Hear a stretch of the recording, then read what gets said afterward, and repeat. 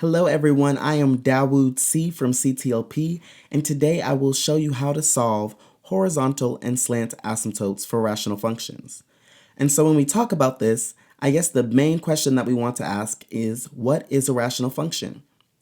And by definition, a rational function is simply a function that has polynomials or expressions consisting of variables and coefficients in both the numerator and the denominator. But what does that look like for us algebraically? Let's break it down.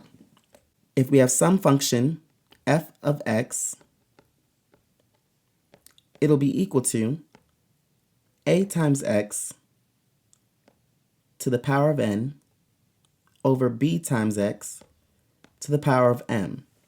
In this case, we have a coefficient a as well as an exponent n and a variable x, all in the numerator as well as in the denominator, b being the coefficient, x being the variable, and m being the exponent. This whole function, f of x, will then develop some graph which may or may not have restrictions, or what we call asymptotes, along its horizontal axis, or maybe even diagonally.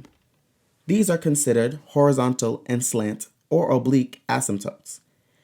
Today's presentation will show you how to solve for these asymptotes algebraically. Let's begin.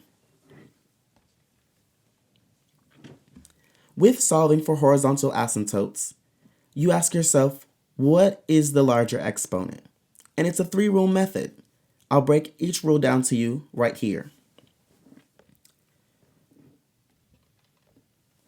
So saying we have a function f of x is equal to a times x to the n over b times x to the m, our first rule states that when n is equal to m, then our horizontal asymptote is at y is equal to a over b. Our second rule states that when n is greater than m, then we have a horizontal asymptote at y is equal to 0. Our third rule, when n is less than m, then there is no horizontal asymptote. Here, let's go ahead and distinguish what our n and m values are. N being the numerator exponent is 2, and m being the denominator exponent is also 2. This goes along with what we know to be as Rule 1, which tells us that n is equal to m, then our horizontal asymptote is at y is equal to a over b. We know that our a is 3 and our b is 5. Therefore, we can distinguish our horizontal asymptote to be y is equal to 3 over 5. This second problem displays 11x to the 7th power plus 4x plus 9 divided by 6x squared plus 12. Let's again go ahead and distinguish our n and m values. We see that our exponent in the numerator is 7, and our m, or the exponent in the denominator, is 2. Considering that n is greater than m, or 7 is greater than 2, we know that this follows our second rule, which states that when n is greater than m, then the horizontal asymptote lies at y is equal to 0.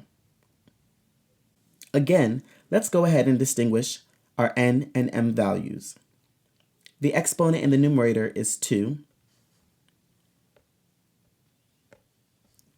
and the exponent in the denominator, or our m value, is 4. In this case, our n is less than our m, or this we're displaying our rule number 3, which says that when our n is less than our m, then there is no horizontal asymptote. Well, everyone, that concludes part 1 of how to solve horizontal and slant asymptotes. Tune in for part 2 to find out what happens when there are no horizontal asymptotes.